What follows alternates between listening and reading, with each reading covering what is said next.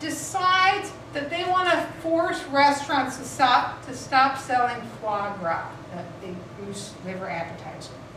And the sequence ends when Pennsylvania passed an eco-terrorism bill, which the group interpreted as outlawing their protest. Okay? So whether or not it did is a different thing. So remember, try to look from the perspective of the group. So it's the beginning of this campaign to when they felt this threat from the state.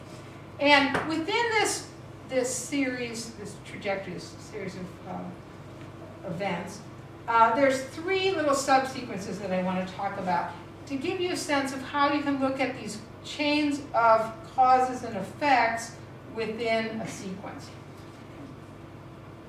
So the first sequence is what I call deciding the issue.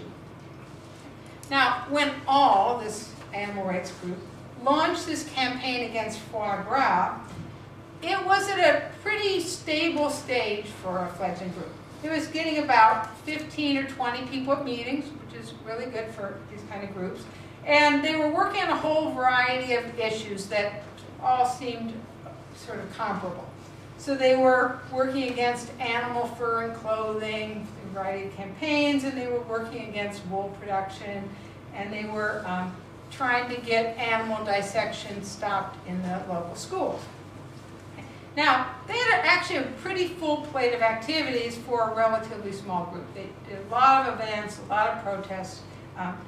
But despite this pretty full plate, no one objected when the idea of adding this new topic of foie gras came up in a meeting. To the contrary, actually, the group got very energized by the idea of this new campaign.